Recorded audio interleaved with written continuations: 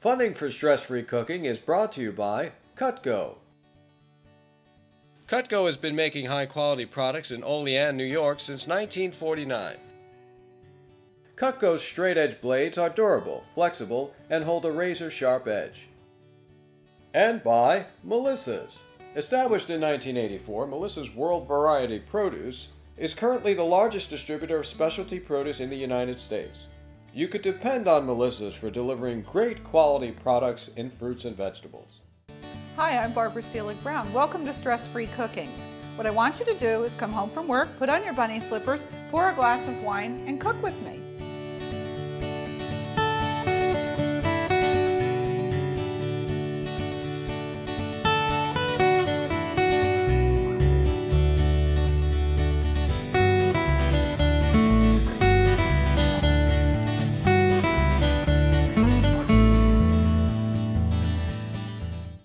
Hi, I'm Barbara Seelig-Brown. Welcome to Stress-Free Cooking. Normally, I invite you to put on your bunny slippers, pour a glass of wine, and cook a great meal with me. But today, I've taken my bunny slippers on the road, and I'm going to a very special place. So come on along.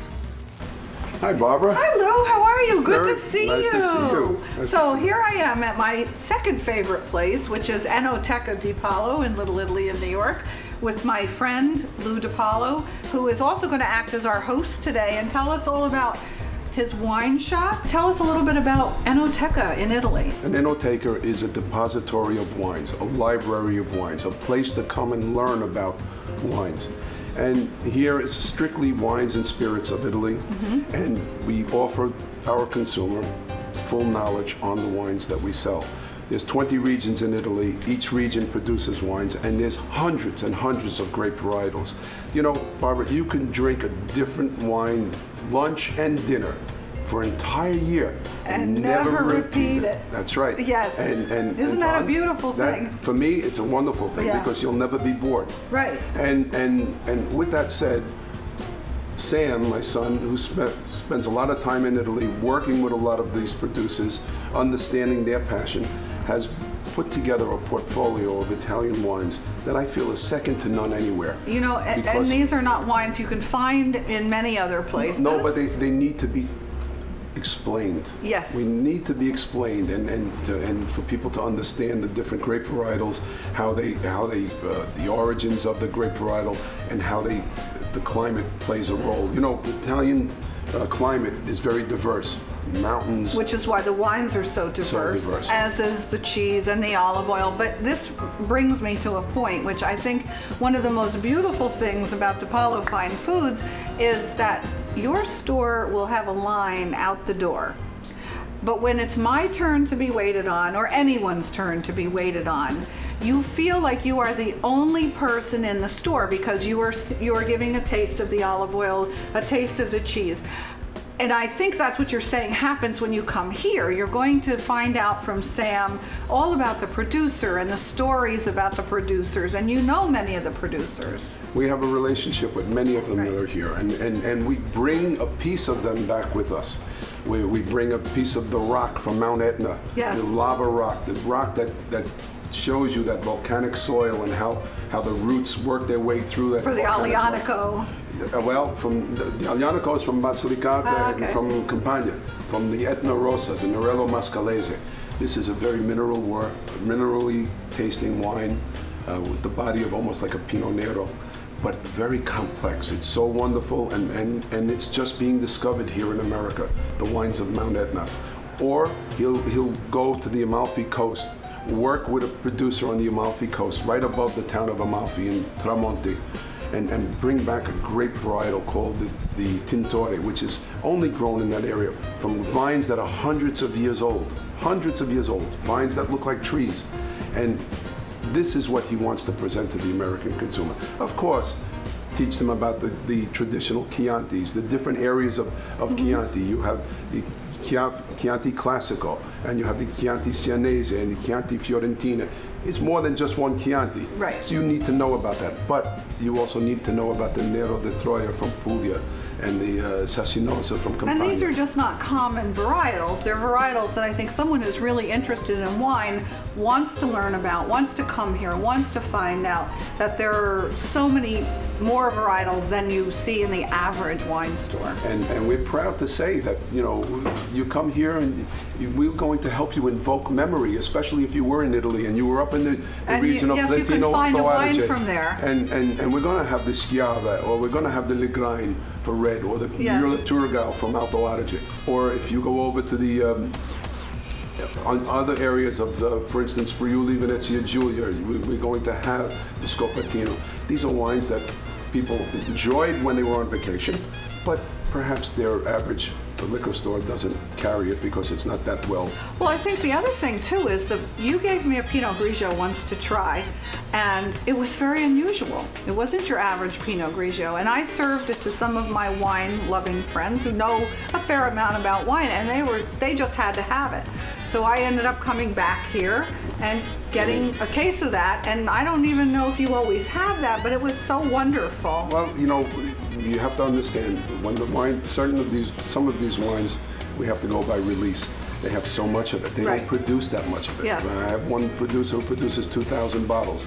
When it goes, we have to wait for the next release. And in the case of white wine, certain white wines you want to have as fresh as possible. Yes, right, exactly. So I'm hesitant when I see white wines on sale in large wine stores that are several years old. I think, well, I know why they're on sale, you know, because they need to get them out of there. But also there are certain white wines that we age for a long period of time. And that's another thing that needs to be understood. Yes, there are which ones age and which ones are meant don't. to age and which ones you need to have fresh. Right, exactly. You know? But if you take a look around in this shop, it was designed by Sam. Living and studying in Italy, he came back with a vision of what a true enoteca was supposed to be like, and he treats Italian wine as if they're art. He said these are artisans that produce the wine, and the shop represents Italian art and wine. I know, the chandeliers are absolutely magnificent. I want this one in my dining room. The artwork represents the Italian wine, the Madonna of the grapes we have. Right here. If you look at this that's beautiful painting, you'll see. Yeah, that's gorgeous. An ancient vine representing what truly is. How old would that vine be? That's over 200 years old. Yeah, that vine is old. That's something that represents the integrity of Italian wine. That's amazing. I'd like to show you some more of the Italian wines. Wines from Puglia, as I mentioned before. This is one of my favorite, this Nero di Troia, which is from the northern part of Puglia. And then from where we come from, the wines from Basilicata, the Aglianico, the Vutere. My favorite. These are the ones that are from that ancient dead volcano. Right. Very, very special. Sparkling wines. Grappas. A lot of people are now getting into grappa. Yes, I know. We have a small producer in Bassana de Grappa, spelled Campovilla. He makes grappa that the aroma is so fragrant, it's so outstanding. It almost looks like a hand-labeled bottle. Just about, right? Yeah. There's so much to know. Well, I have to tell you, my favorite story was the wine that you shared with me, as a story about how Sam was looking at this winery and he tasted this one wine and the owner of the winery said, "This is just my family wine. I just produce this for home." And Sam convinced him to put a label on it and give some to you, and it was unbelievable. It was really great. Yeah. Unfortunately, there's no more of it. No more of it, but it was but if somebody comes here, they can have that experience of finding a wine like that. And that one is, we don't have any more, but we have something similar. Right. And that's why. And that's the experience you get here. And that's why I give my son the opportunity to spend a lot of time in Italy. Right. To develop relationships with producers and to find these unusual, great treasures. Great finds. I have the bottle. I've saved the bottle because I'm like, if I ever see this again at Lou's shop, I'm buying it. Yeah. Well, that's great. But you know what I've done now is I'm going to prepare let you taste some very different wines from Italy. It's from the region of Friuli, Venezia Giulia, from Emilia-Romagna, from Lombardia. These are wines that are not typical found, and just so you can get a sense of the diversity that's here. And you know what I'll do? I'll pair it with some really special historical foods of Italy. Oh, great. The legends. We call it the legends from Italy. Europe, right. From Europe, because these are products that stood the test of time. Oh, great. I can't wait. Thank you. Okay. So, Lou, this is beautiful. So we're going to be tasting wine and cheese and prosciutto, which are the legends from Europe. That's right. And I tried to pair the wines from the same region where these cheeses and the cured meats come from. For once, I want to start with a little bit of Franciacorta. Now, this is a one rosato, of my favorites. but it's a rosato Franciacorta, a little pinkish in color. Yes. Oh, it's I love becoming very rosato. very fashionable in Italy now. It wasn't that fashionable a few years ago, but today the rosés are, we could say rosato, is very popular. Yes, I now, love it. Franciacorta comes from the area of Lombardia, over by the Lake Garda, and it's done in the same method the way they do champagne, where they rotate the bottle.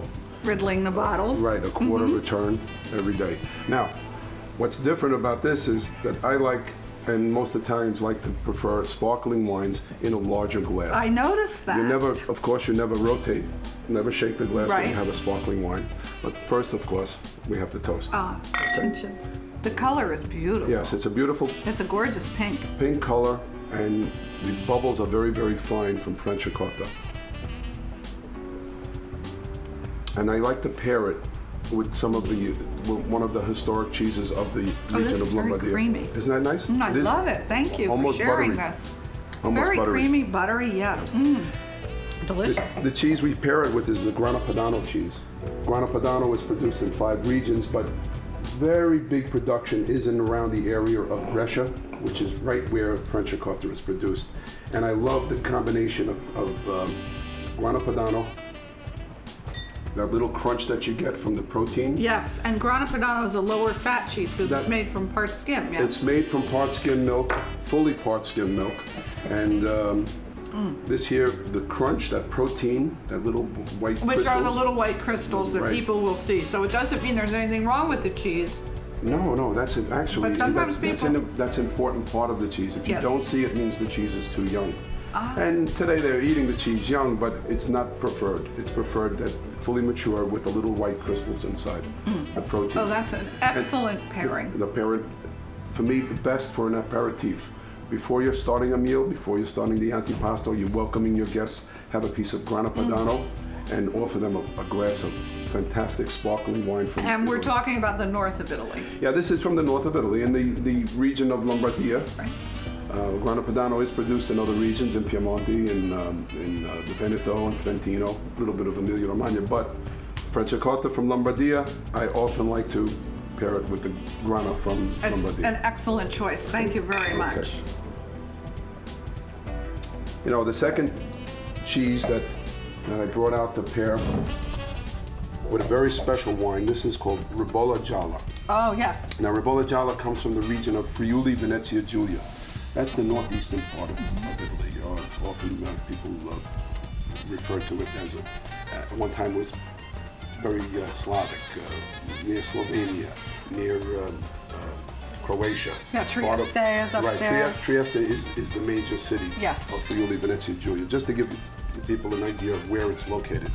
And this is an indigenous grape varietal, probably came from Greece thousands of years ago, worked its way into Slovenia and down into Friuli. And it's a very yellow grape, yes? Yes, the Ribolla Gialla, that's why it gets its name Gialla. Gialla. And this here, I'm pairing, this is from what we call the Colli Orientale.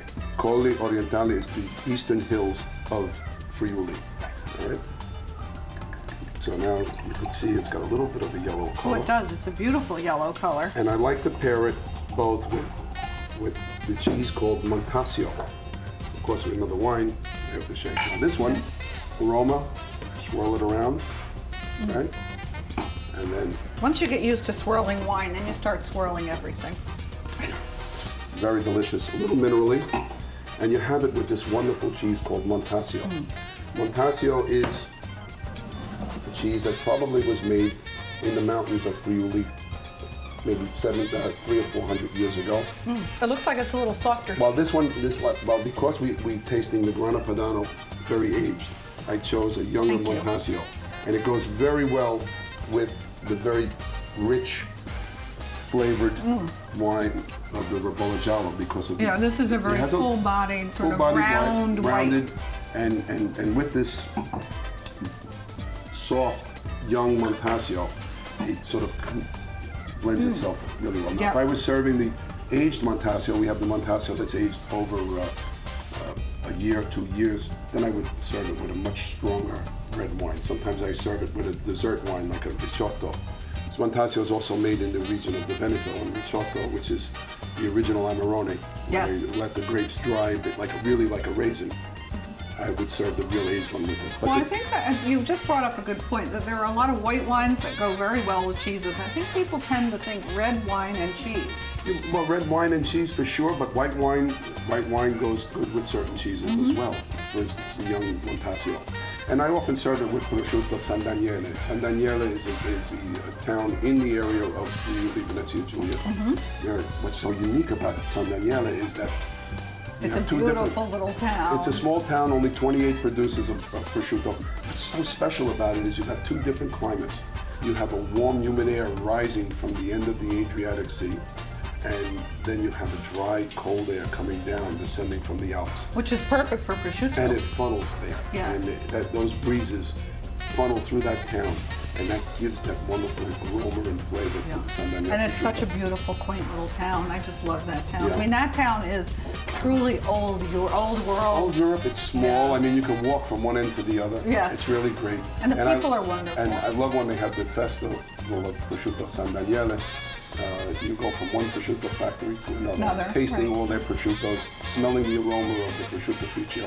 It's like no other experience. You know what I loved when I was visiting? They had someone show us how they test the prosciutto with the horse bone. Yes, the horse bone it holds the smell. Yes, so they. And as the prosciutto cures, there are certain nerves that they stick the horse bone into it, and then they smell Pull it out. and they can tell right away if it cured properly or Yes. not. If it didn't cure properly, they discard it. Yeah, and I mean, that's such a skill to know how to do that, Yes, know what you're looking for. So that was excellent, really nice. I love the white wine. Ribolla Gialla. It's one of my favorites. Here it is over here. Yep. We're getting ahead of ourselves. This is also something you're not gonna find everywhere. Well, I think you have to seek out a very fine wine store. Right. Ask, and you should be able to get it on demand. Yes, and it's not terribly expensive. No. No, it's what, in the $20 range? This is less than $20. Yeah. This is $18 a bottle. Well, we always like to open wine on stress-free cooking, and we try and keep them sometimes around $20, sometimes $15, sometimes $25, but enough so that you can enjoy it almost every day. For Italian wine, you can get a great wine for less than $20. Oh, I know. You can get fantastic wines for more, but right. a really, really good wine between that $10 and $20 What range. wine buying tip would you give to people who want to know how to pick a good wine under 20 bucks? Okay, the key is this. First, you have to pick the right shop. Yes, You walk into a wine shop, it should not be hot. Yes, it's very cool. A bottle cool of in wine, here. if you feel the bottle of wine, this is approximately 60 degrees. Right, cellar temperature. The cellar temperature, we like to keep it at 55, but between 55 and 60 degrees is where you want to store your wines. And so, and it keeps the integrity of the wine. You don't want to. People say room temperature, but room temperature today is about 70, which It's not really room temperature, it's cellar temperature. It's cellar temperature, right. And I prefer to drink even my red wines at cellar temperature around 65 degrees. Yes, a little chilled. A little on the chilled side, Yes. no more than 65 degrees. And white wines, I like to drink around 40 degrees. Oh, okay. 40, 42. Right. And finally, for the third legend from Europe in cheese is the historic Parmigiano Reggiano. Yes, of course. And you know, people often ask the question, Parmigiano Reggiano, Grana Padano, the difference is that one is it's the location where it's produced. Yes. The Grana Padano is produced above the Po River in that very rich, fertile area. Parmigiano Reggiano is produced just below the Po River in the region of Emilia-Romagna. And what I brought here today was a spring Parmigiano, where you're going to actually taste the wildflowers that grow in that particular The spring time. growing and grasses. And the young tender grass, not the grass from the summer, not from the fall, but the young tender grass after the dead of winter. So I want you to taste it with a very special red wine from Emilia-Romagna. This is a Lambrusco. Oh. But it's a dry Lambrusco. And Lambrusco is misunderstood here. Very misunderstood. Yes. Very misunderstood. This is a real farmhouse Lambrusco. Normally, you would drink this in a sort of a sort of juice like glass. Right. You wouldn't drink it in the glass that I'm pouring it in right now. But I like these glasses better. Yeah, me too. Me too. But when I'm in Emilia-Romagna, in Modena or Reggio Emilia, and I have a glass of Lambrusco, I expect to have it more or less in a short water glass. Right. Or Flintstones glass. Right, exactly. and notice this dark red Oh, it's color. a gorgeous color. And yes, look at the color of that. It is absolutely beautiful. I want you to just take it, put your hand over the glass and swirl it around. Okay. Right? And then immediately smell it. And you smell the country breezes of Emilia-Romagna.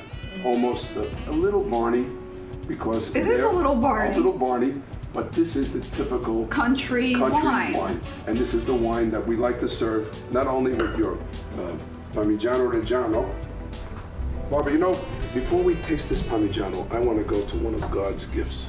And that is I know what that is. Fantastic prosciutto. The prosciutto. Prosciutto di Parma.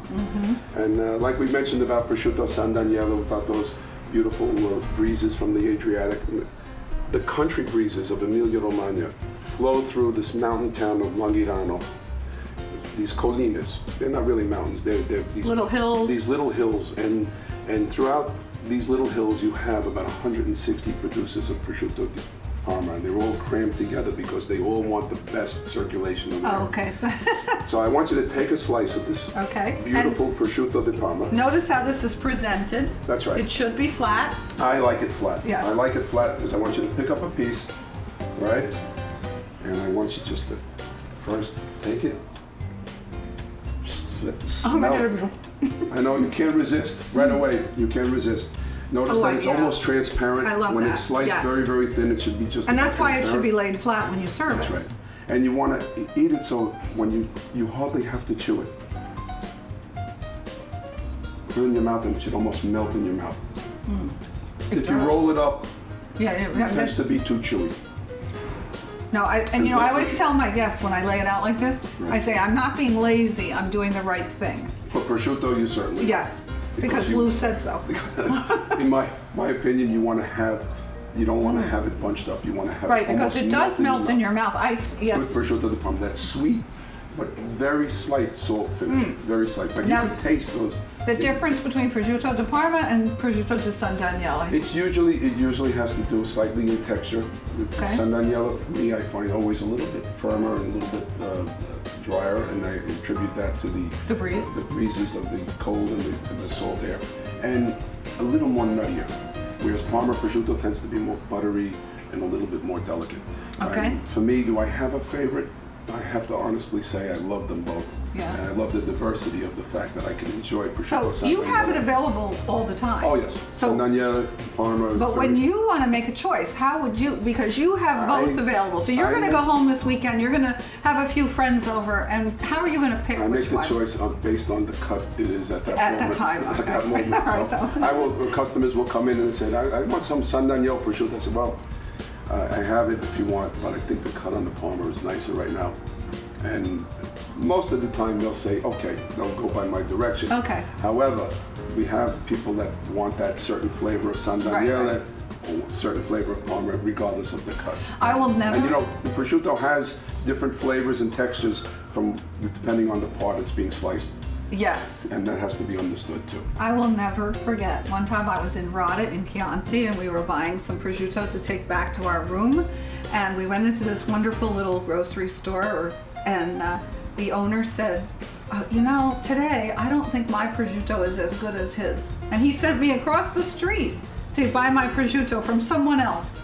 Well, that's a man of integrity. Yes, exactly. A man of integrity, and he knew that you would be disappointed. Right. So he probably would have lost the customer. This way, I think you respected his integrity. Exactly. And I'm sure you would come back. And I told everybody about him and to go to visit him in Rada in Chianti. And he has this wonderful daughter, Monica, and she has a little enoteca. Yeah. And so that really does go a long way. But it just it speaks to about the quality and the caring. And the passion of individuals. When he feels that something is not right, he'd rather not sell it. Exactly. He'd rather send you to his buddy or his competitor or associate in the same business. And of course, we must taste now the Parmigiano Reggiano with this wonderful dry Lambrusco. Okay, so grab a piece of that Parmigiano. I'm going to take a little piece here. And I'll take a small piece too. And to have it again with this dry lambrusco.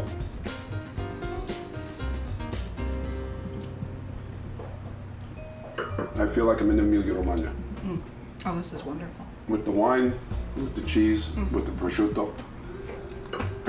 Outstanding. It's a real sort of a country afternoon, you know, just makes you feel happy. Lou, this has just been so wonderful. It has made me very happy to be here with you and to learn all about Lou's wonderful wines and the legends from Europe. I hope you've all had a great time with us, and I hope you'll join us again soon on Stress Free Cooking.